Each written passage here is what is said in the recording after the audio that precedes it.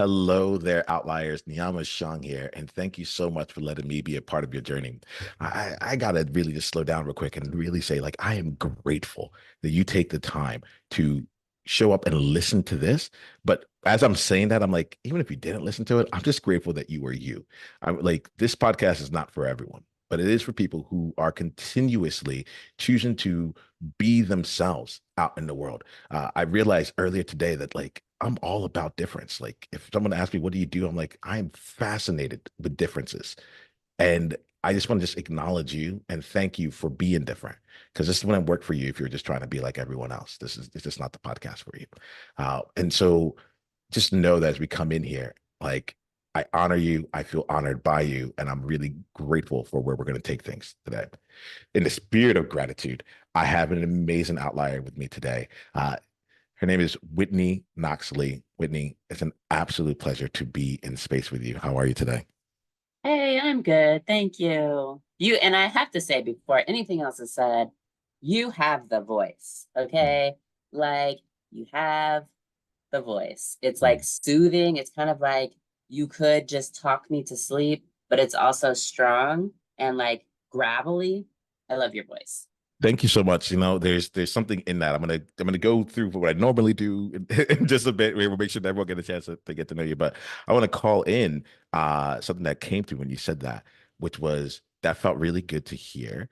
And then another part of me that came in is like, and what am I doing with this voice? You know, and that last part I think would be really fun to explore here because that's like I live in that reality of like we're out there, we're doing things. We like it's our normal Tuesday, but we're still pushing boundaries. And then at the same time, this voice creeps back in is it enough? Are you doing it to the level that you could be? Is there some other place that could get higher leverage, so on and so forth? And I wasn't present to it until you said that. I receive what you say. Thank you very much. That's why I'm like, I'm gonna go all in on podcasting. Like people say I have the voice, let's go for it, you know? Yeah. Well, and that's what I was just writing the note to myself that like I know you want to tell people about me, and I'll let you do that in a second, but not everybody has a voice that people will listen to. And some people have great things to say, great perspectives, but don't have the confidence or don't have I don't even know, like their voice is annoying. Let's just say that, And so you may have all the great things to say, but it's not comfortable for me to listen to you.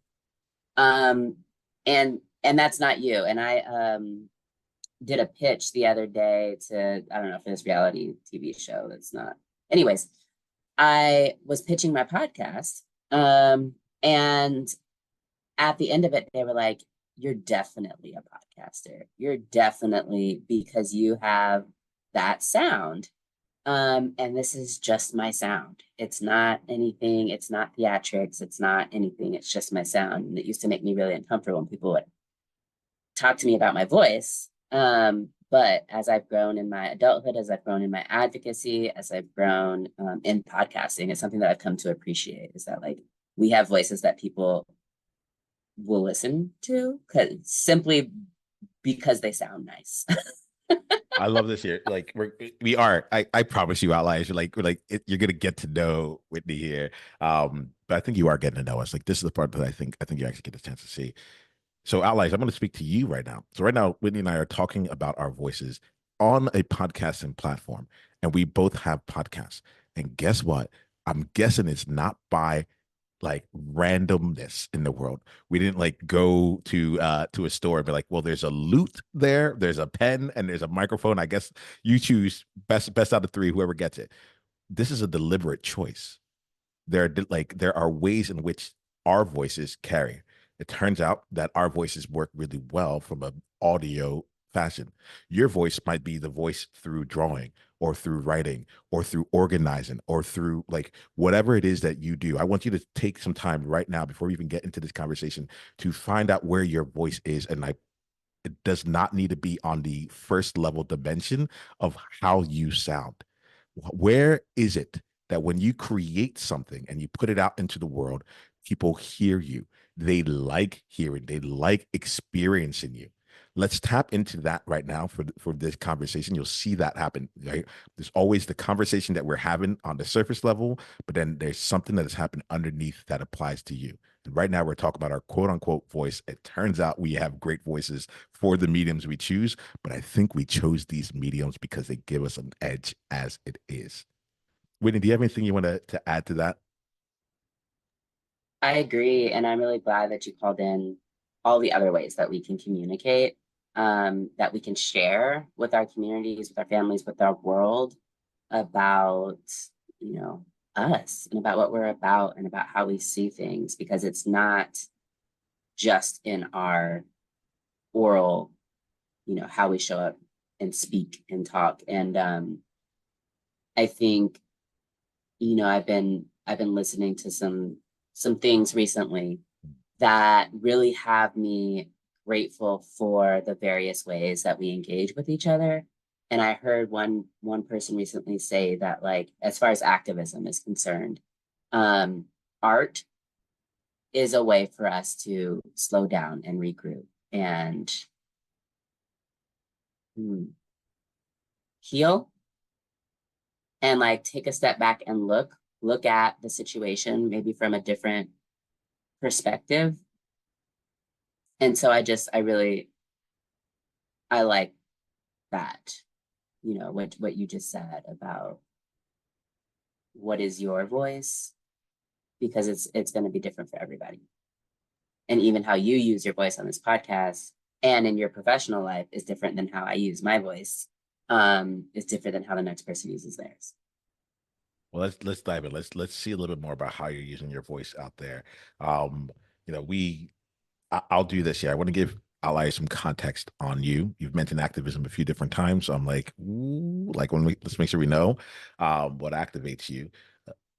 I will share this here, and this feels like it's important for me to do. It doesn't feel like it's like as much in the flow here, but like because I'm already experiencing why I enjoy being in conversation with you.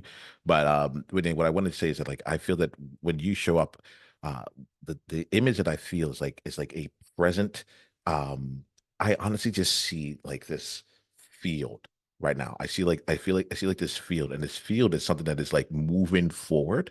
Um, it doesn't have cracks. Does it like there's spaces you can go above it. It's like, it's not impenetrable, but like what I experience you as like a forward moving presence in my world. And it's like, and the element of this here is that it's like it's consistent, it's solid. I think that's really the thing that I'm coming from.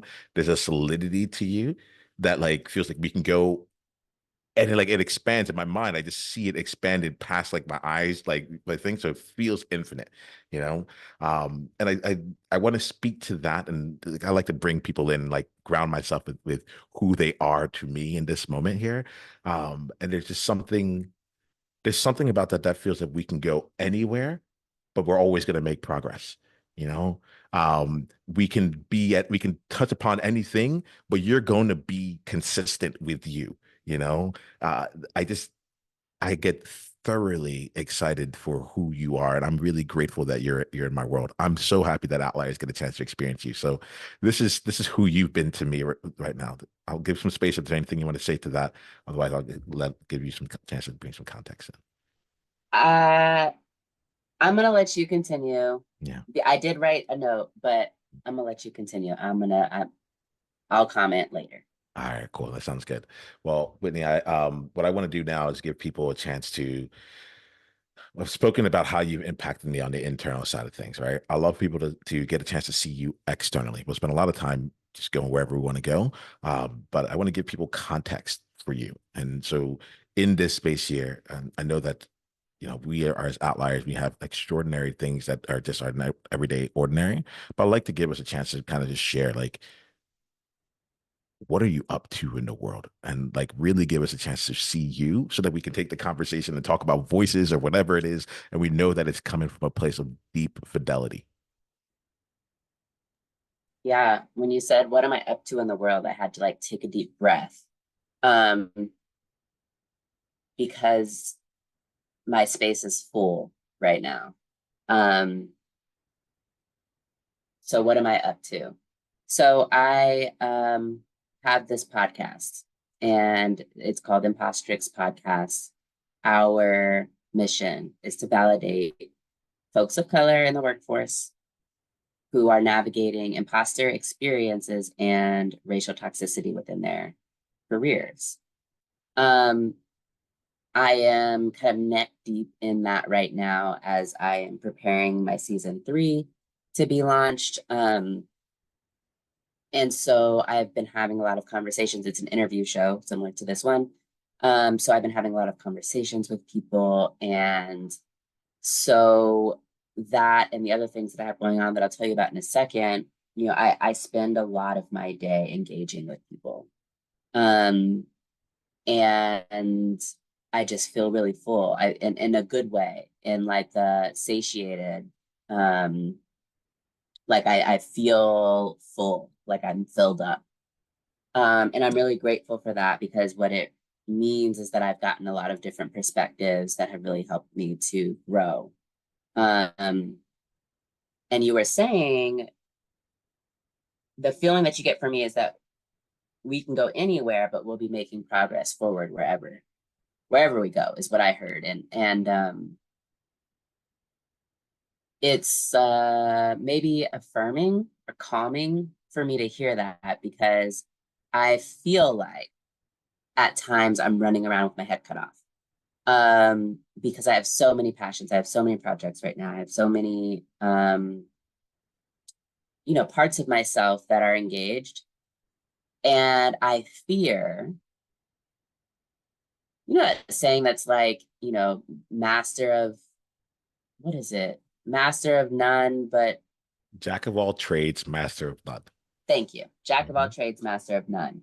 I have a fear of being that, of being a jack of all trades. I don't want to be a jack of all trades. And I'm doing so much. So I've got this podcast. I also have a consulting practice. I am a race equity consultant, which means I go to workplaces and teach around what it means to be anti-racist in the workplace, what it means to have equity, what it actually looks like to have equity within the workplace, what it looks like to decenter whiteness and to decentralize decision making and to give people authority to make decisions that matter within the organization. And I, coach folks through those processes. And then I recently started my legal practice because I'm also an attorney. For the last 10 years, I've been working at nonprofit law firms here in Georgia, working with predominantly poor folks, low-income folks who have various civil legal needs, like housing issues. Maybe they're living in slums and they need help getting out of a lease, or people who are involved in abusive relationships and need protection from the court. Most recently, I worked as in civil rights, working with incarcerated people, really just helping them be treated like people. We treat incarcerated people, I don't even know, worse than animals. And that's our system. That is, it's for a purpose. But there are some folks out there, some attorneys out there and advocates who are trying to change that. So I did that most recently and then left about a year ago because I was fed up. I was fed up with our legal system and with this idea of justice that I just think is fake. I don't know what justice is. And I'm a Black woman. I'm a dark-skinned Black woman. And it's a scary, weird, uncomfortable situation to be in. And, I just kind of looked up one day and felt like this system that I was trying to bring down, like I felt too much like I was a part of the system. Even though I was working against the system. I still just felt like I was complicit. So left my job, decided I was going to do consulting full time, and then started to feel real concern as I educated myself more around racial wealth equity, particularly here in the South. I started to feel a lot of concern around access to estate planning, because estate planning is one of the ways that we can build generational wealth within communities of, well, within every community. But it's one tool that Black folks in particular um, don't do. We don't really take seriously. Um, of course, this is the same in other communities of color, but since I'm Black, I'm talking about my perspective. Um, so, long story short, a couple of months ago, I launched Wills for the People, which is my estate planning firm. We center Black and Brown households and folks that identify as being in the middle class. Um, and I bring that economic component in because the fact of the matter is, people who are in the middle class can't afford legal fees because the middle class doesn't really mean much. Like we've got money, but not a lot of extra money to just go spending willy-nilly on these random attorneys. So my services I try and make accessible to those populations, for the purpose of advancing racial wealth equity and making us more powerful, making us helping us to become rooted in our self-determination, is really for me what generational wealth can provide. So those are the things that I'm doing. As a consultant, I like to say I have like an umbrella consulting agency, but really I'm a contract consultant with all of my friends who are consultants. Like I don't want to do things by myself. I'm a very communal person. So like I don't want a project that I'm working on by myself.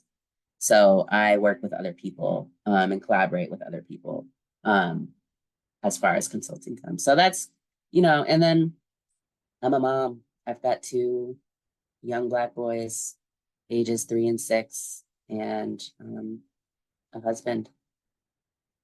So yeah, life is full.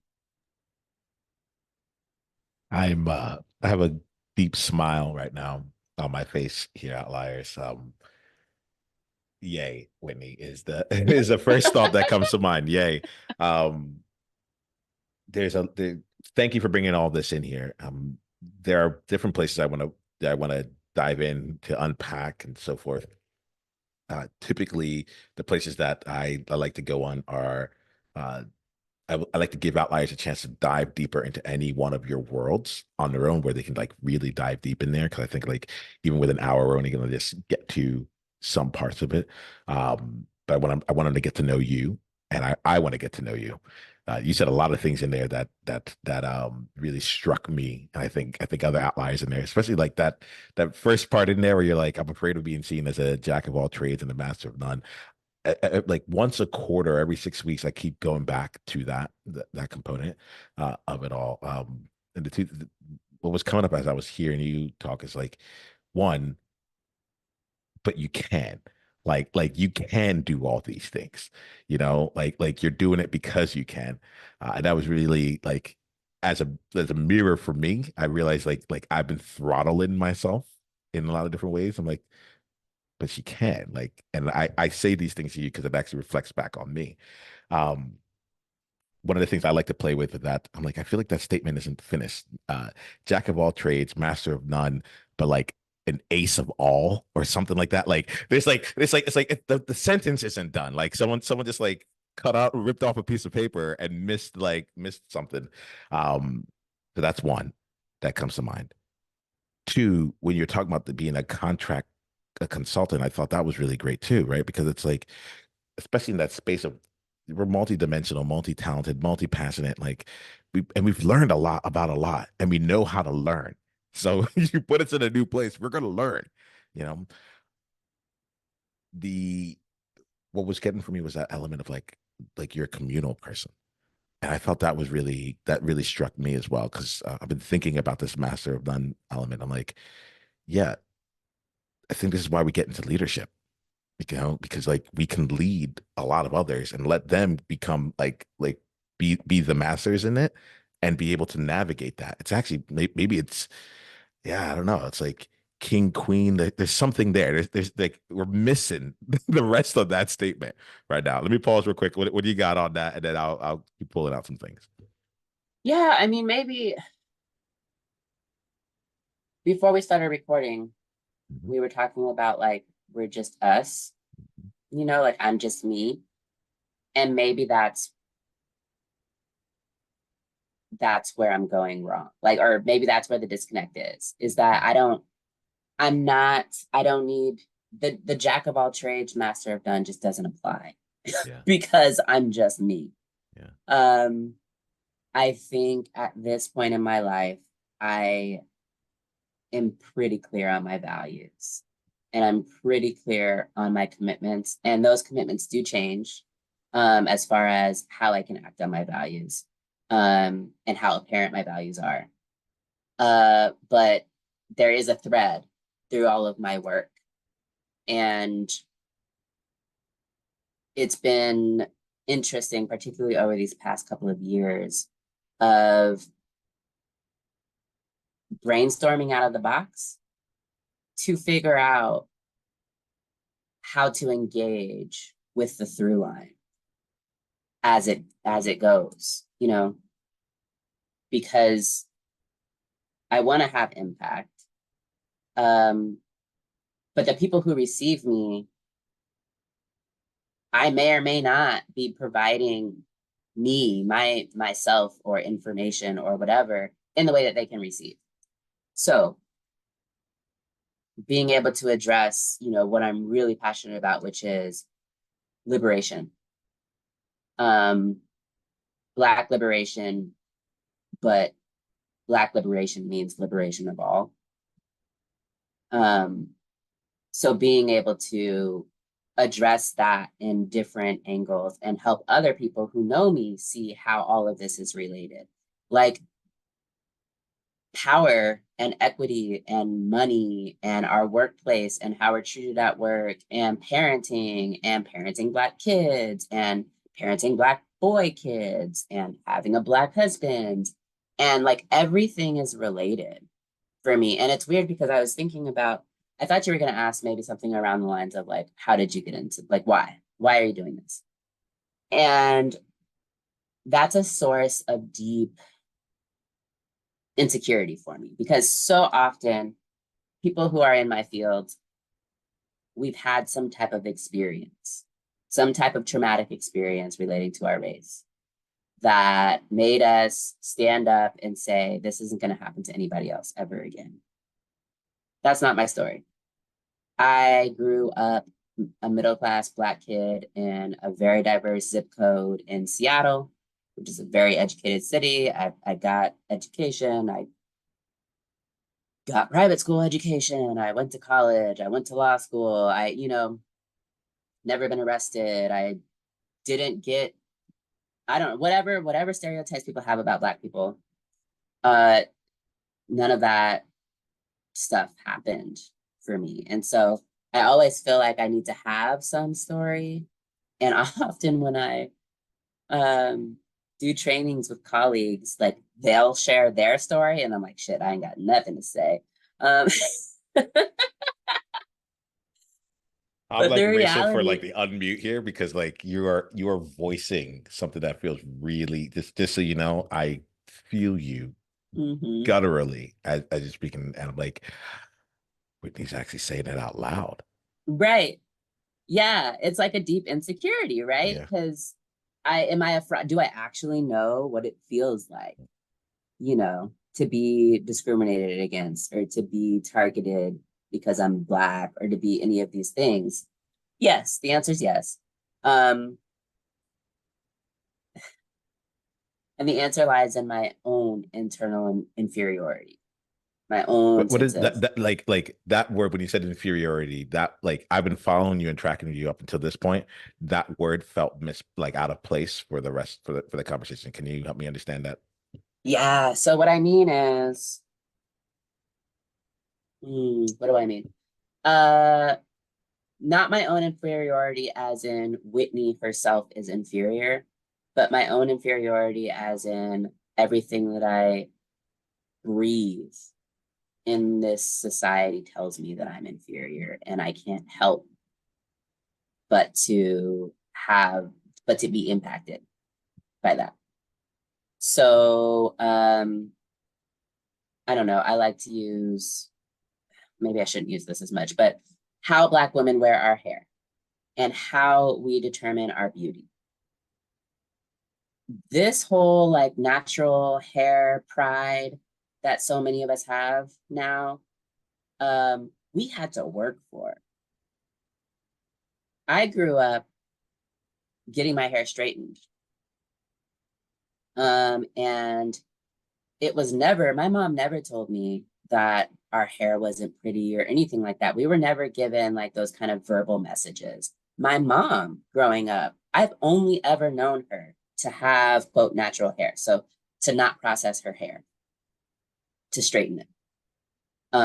She never wore wigs. She never, it was always short, curly. Now she has locks, long locks.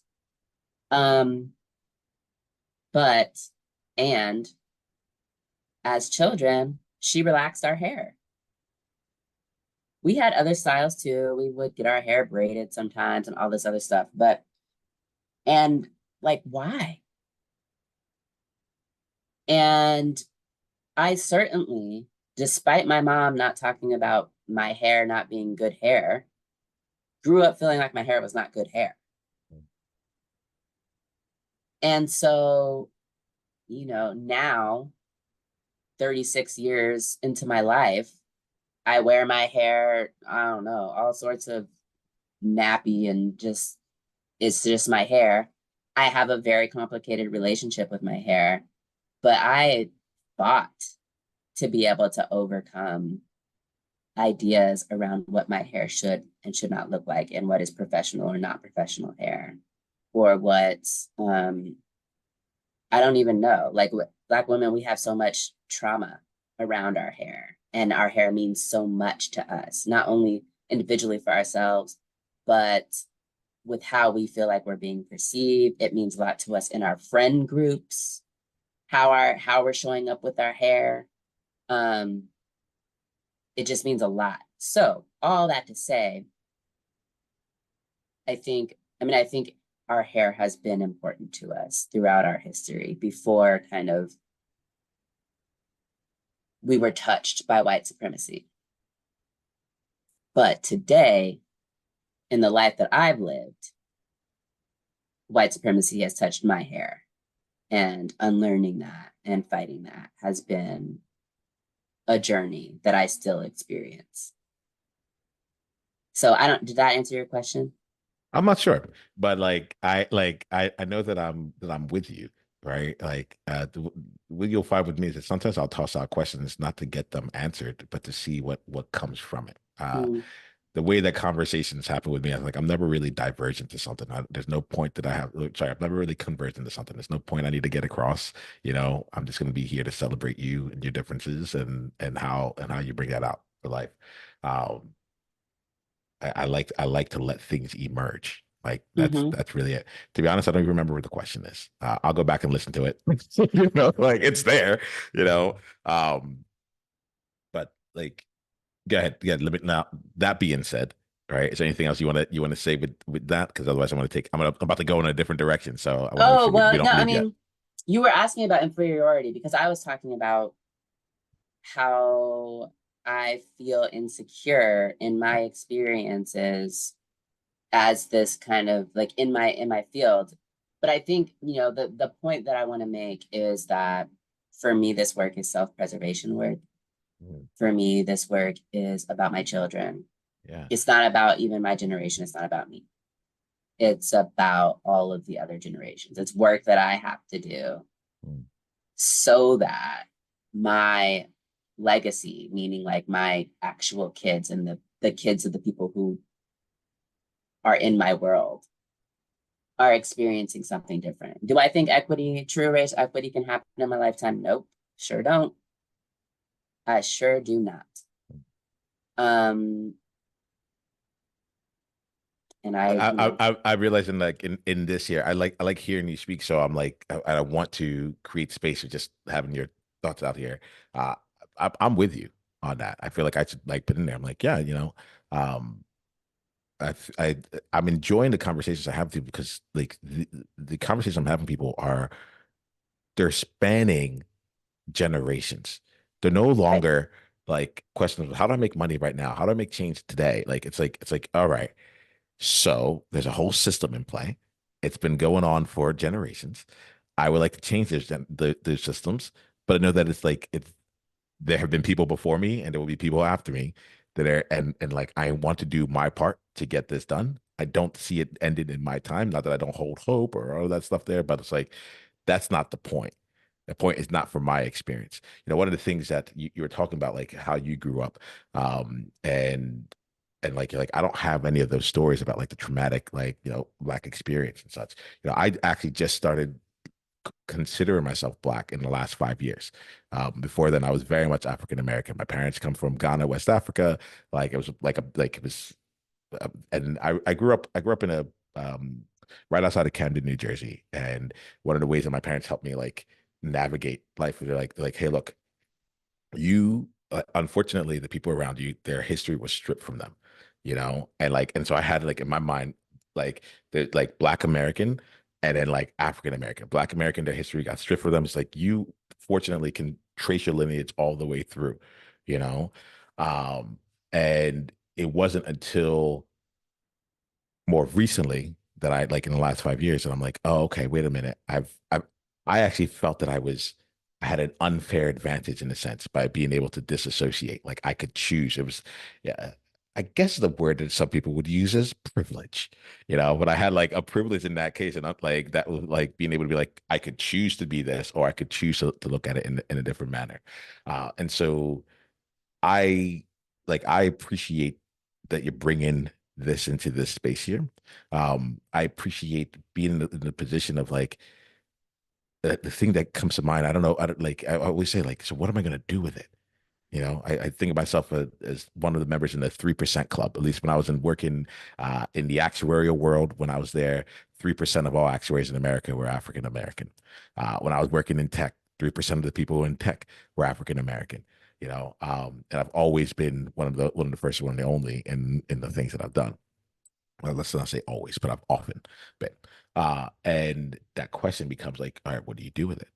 How do you continue to leverage it? And so I'm appreciating this conversation because it helps root people see what's happening on the outside and they think that they get it, and I don't often give people a chance to like actually say like, hey, by the way, this is what's really these are some of the things that are really driving it. These are some of the things that are really playing out here. I'm like, I want to continue, but I actually want to bring you in. Like, let's just jam for a little bit here. What are you getting off what I'm saying? What's popping off for you?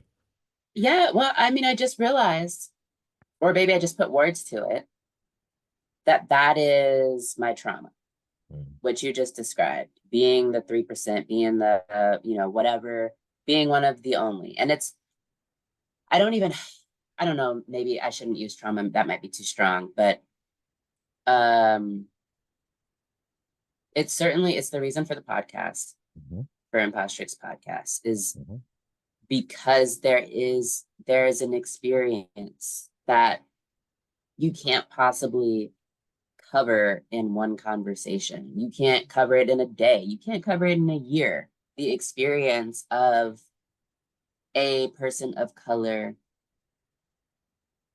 who is in that situation. Like I want to use none of the words that I'm thinking of seem right. Like I wanted to say successful, but no, that's not right because there are people who are successful who are surrounded by people of color and blah blah blah. I don't want to say professional because what does that even mean these days? Like so it's just not being around people who look like you and everything that that means, from the tokenism to the feelings of inferiority to the fear that you're going to be stereotyped. So now you're acting some kind of way, but then you get mad because you are stereotyped. So now you want to set your, differentiate yourself from the stereotypes. The guilt of, I don't want to be one of those people. The anger around, why is it one of those people? Like, what's so bad? What's so wrong with one of those people? The, um, maybe ousting that some folks feel, particularly, and maybe, well, I don't know if this is your experience or not, but immigrants or first generation to the United States feel after assimilation and the disconnect that they may experience from their culture, or the people saying, when you move, you want to lose your accent because you want to be accepted. But then once you've lost your accent, now you're not one of us anymore. Um, there's so many different components. And we haven't even talked about safety. We haven't talked about finances or, like, economics. We haven't talked about power. There's so much that we haven't even, environmental, the fact that so many of us are living in places where we can't breathe, where we can't drink the water, and so it's kind of just like, I deal with specifically what happens when we go to work. But the truth of the matter is, we don't need to have these, specific traumatic experiences to be able to need healing around the racial trauma that we experience just by way of us being not white. So I'm holding on to my heart right here. I'm deeply appreciative, and Whitney. In a bit, I'm going to bring this in. I'm going to bring in outliers from different places, but I want us to I don't want to lose what we're talking about in this specific context, right? I don't want to, I don't want to generalize it and have it like lose that place, but I am going to lift it up a level. Um, so two things. Firstly, outliers. If any of you are listening to this and this deeply resonates with you, or you know that there's someone out there that is experiencing their version of life, and it's like listening to this conversation could just elevate them, or Whitney, when using your word, could liberate them, even just like 1% more today. Please do them a favor, do yourself a favor, and share this episode with them. Right, let them know, because we're out here, we're talking about it. There's other things that are part of it all, but I don't know. I'm sitting here having this conversation, and there's so many elements of myself and of my vision, my grand vision, that make more sense having been in conversation with you right now, Whitney. There's an element, even saying like not being stereotypical, and so you're trying to find out what's different. Like, that made me pause. I'm like, that difference is my thing, and I'm like, and why? Because I'm like, oh, how much of my life have I spent? I mean, people tell me I have a great smile, and I learned in the last few years, I'm like, it's my defense mechanism. It's my offensive mechanism, to be honest. It's like my smile shines through at least 2 blocks. Like, you can see me like from afar. And it's like, it's for me to let you know, in my mind, I'm not whatever you think of a black man in your mind, I'm not one of them. I'm not one of them. So I've gotten very good at magnetizing that and amplifying it so that it shines multiple blocks in advance. So that when you're walking toward me, you don't have to think in my mind, in your head, I'm going to clutch my partner a little bit closer. Or I'm going to walk across the street. I'm going to hold my bag, so on and so forth. Right. That's right. Like, I just have to chime in to say, this is a Yeah. safety mechanism. This is what Yeah. you have developed in order to keep yourself safe and to Yes. keep other people from thinking that you are a threat. Yes. And my thing here, this is really fun for me as we're having this conversation, because it's like, there's things that I've learned for myself to be able to be where I'm at, right? And to get to the places I'm at. And now the question becomes, okay, I am safe. Generally speaking, I am safe. Even in a bad condition, thankfully, I've gotten enough foundational elements, people in my corner, like I can learn, like I can like I'm safe overall, right? Um, so now I'm in a place of like, so what do I do with this? Like how do I use this? How can I use this smile to create more safety for others? How can I use this? How do we go beyond that first level of Maslow's hierarchy of needs to create even more? How do I create more belonging for others? How do I help them create their own wealth? How do I create them reach self-attainment? Like this is what all this stuff here, this outlier's edge, is just different variations on that. It's like, oh, you know what? Somehow I won a genetic lottery that gave me an experience that was 10 like close enough to, but not exactly that of, such that I'm in a position where like I can do something with it. So now I want to, you know. And I want to really call that in here because this we're speaking about our experience, but like to your point, especially I just feel a lot of the people who are listening to this, they have their experience, whether they're black, brown, or something else. Like there's something in there. And I think that this element of being like on that element, on that side of the imposter, did I earn it? Do I have the same story? All those other things there. It's like, who cares? Leverage what you have at this moment here.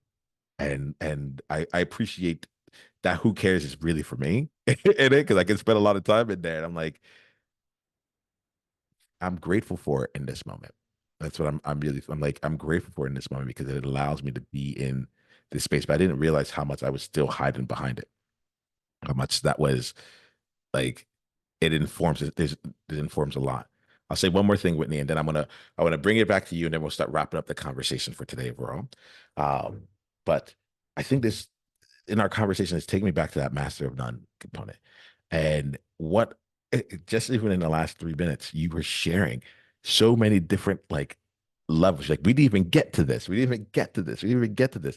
And I think that this is where like that element of like master of none, like falls apart.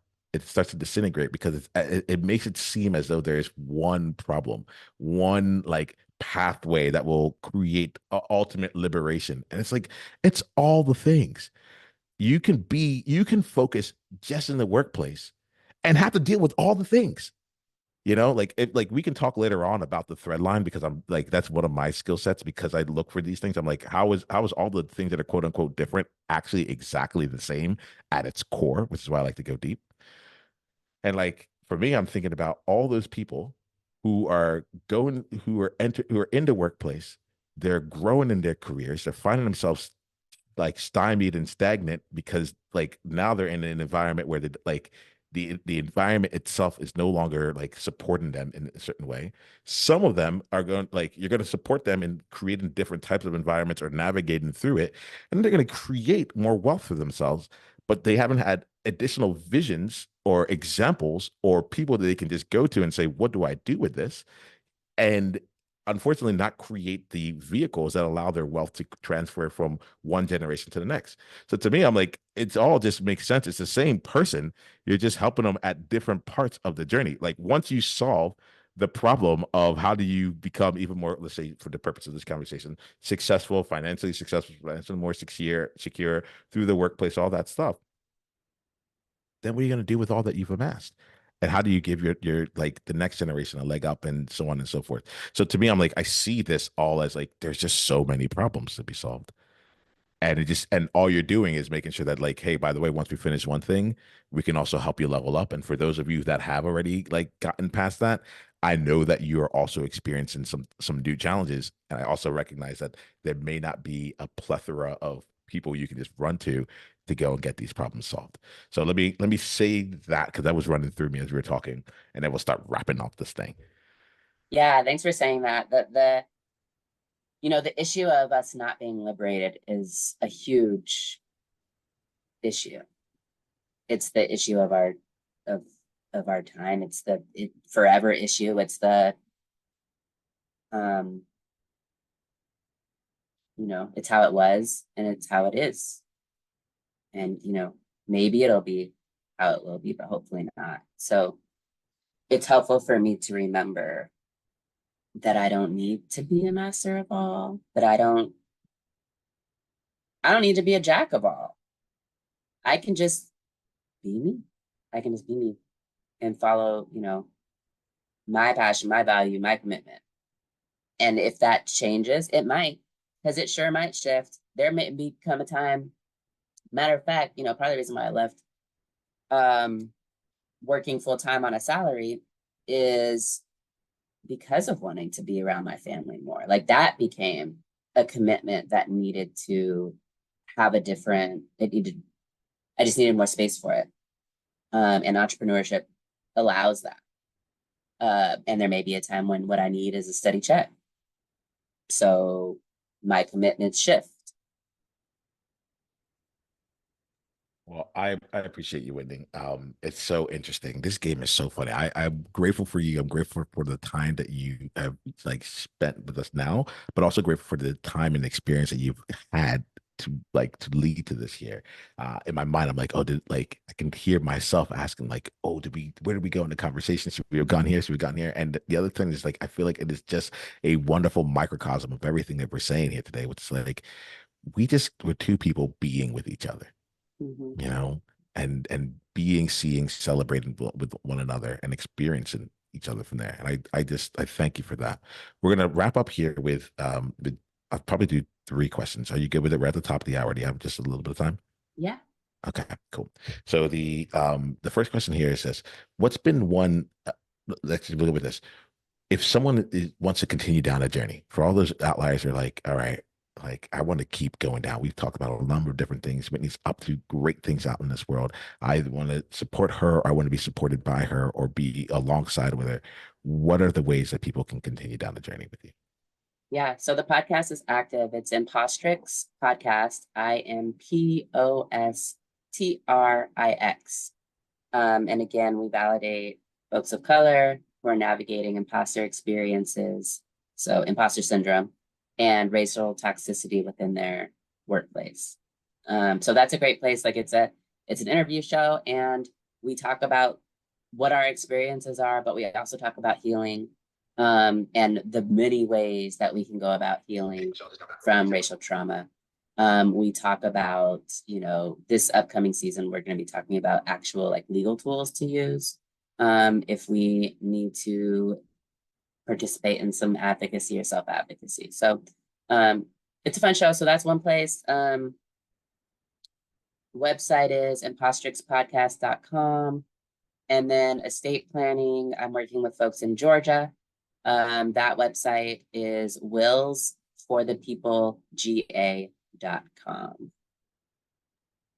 Fantastic. Thank you, Whitney. Outliers, let's continue the conversation for sure.